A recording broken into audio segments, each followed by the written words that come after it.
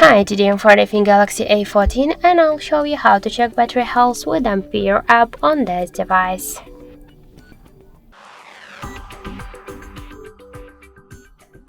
So let's first open the Play Store app, and in the search bar we should enter the Ampere.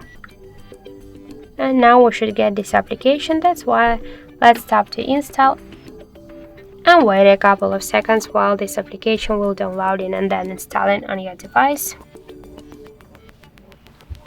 Then just tap to open the app, click yes I agree, pick close, tap to OK in the left down corner, and now we can see the health of our battery. So in my case this is good condition.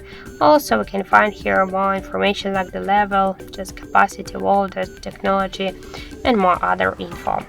So that's it, thank you for watching, and if you find this video helpful, don't forget to leave a like, comment and to subscribe our channel.